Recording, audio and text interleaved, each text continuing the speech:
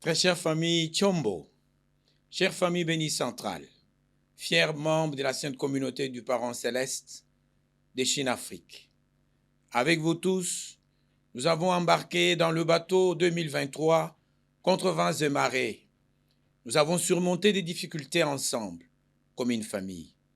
Ensemble, nous nous sommes serrés le coude, retroussant nos manches pour offrir aux vrais parents des résultats basés sur les témoignages, la création de l'environnement sur les témoignages et l'encadrement des futurs leaders pour matérialiser la vision de la croissance de l'Église quantitativement et qualitativement. Sans vos efforts, nous ne pouvons jamais arriver à ce résultat. Le staff régional et moi-même restons sensibles et reconnaissons vos efforts combien louables. Au cours de cette même année, nous avons eu le privilège de la visite du révérend Dr Song, président international de la Fédération de familles dans notre région. Et nous avons tenu une assemblée générale des leaders africains sous sa gouvernance, au cours de laquelle nous avons reçu des orientations claires sur le vœu de la vraie mère pour notre région. Il faut le dire, et vous le savez que trop. Notre région a reçu beaucoup d'amour de la vraie mère, qui se sont manifestés à travers les salles de prière et les envoyés spéciaux qui, aujourd'hui, sont les responsables de Tchongchimon. Notre mère, qui connaît bien nos faiblesses sur le plan spirituel, nous a donné l'occasion de renouveler notre spiritualité et de renforcer notre énergie et implémenter une vie de prière intense. 8 bougies qui restent allumées de manière permanente pour illuminer notre vie de foi, augmenter notre engagement et solidifier notre détermination à servir le parent céleste et les vrais parents. À ce jour, nous sommes sans doute témoins des miracles combien merveilleux que nous recevons à travers cette salle de prière.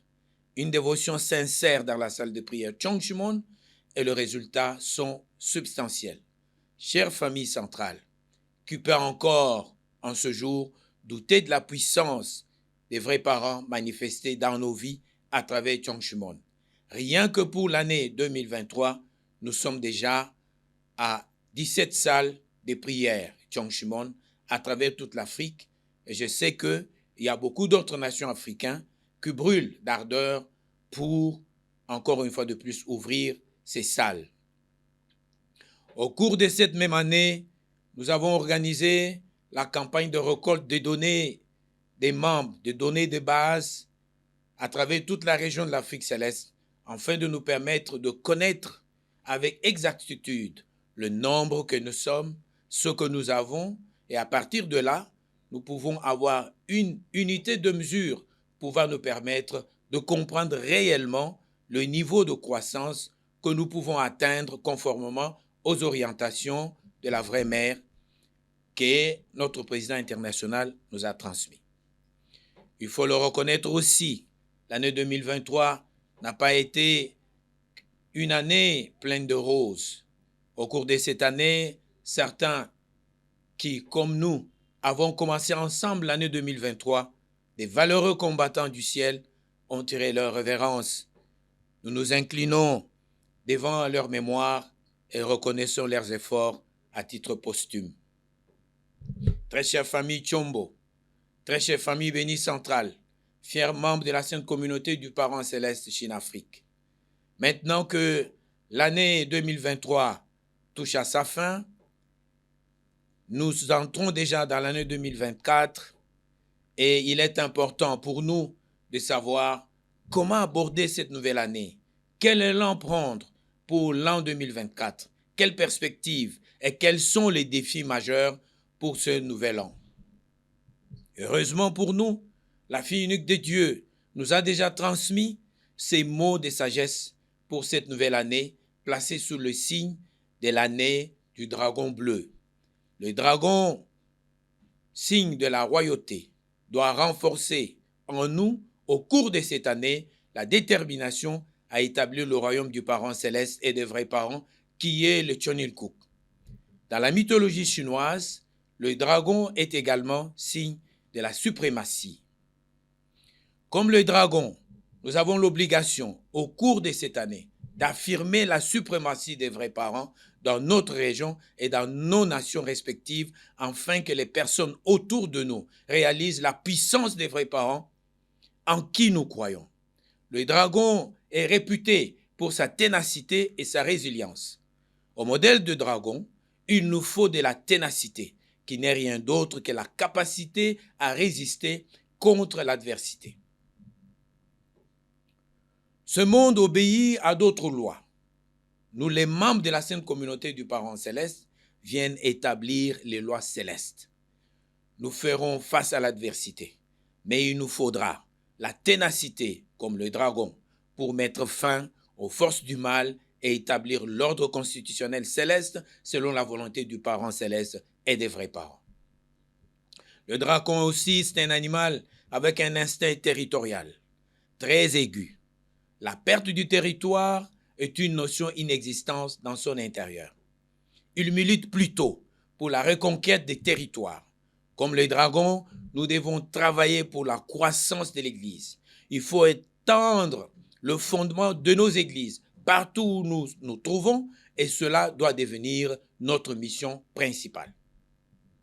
Au cours de cette année 2024, nous devons avoir l'idée d'augmenter le nombre de membres dans nos églises. Chaque membre doit prendre cet aspect des choses au sérieux et nous devons témoigner pour que nous soyons en mesure d'offrir à la vraie mère le 1/3 de la population de notre région. Je vous rappelle que la vraie mère attend beaucoup de l'Afrique céleste et nous ne devons pas la décevoir. Enfin, le dragon a une force vitale et un optimisme à toute preuve.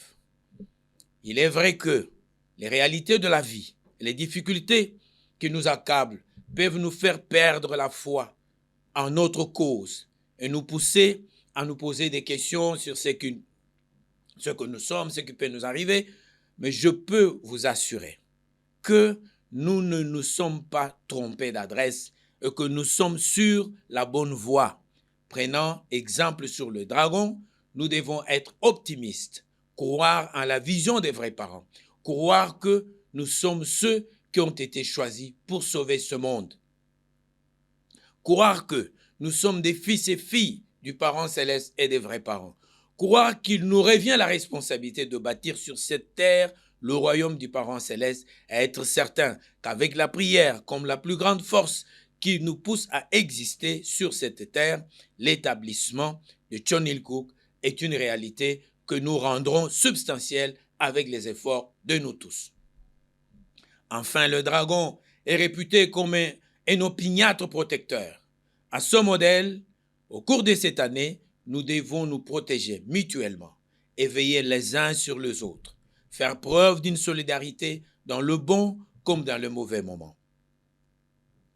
Très chère famille bénie centrale, membre de la Sainte Communauté du Parent Céleste, quand notre vraie mère place l'année 2024 sous le signe du dragon bleu, elle attend à ce que nous manifestions dans notre vie les caractéristiques essentielles et le point positif du dragon.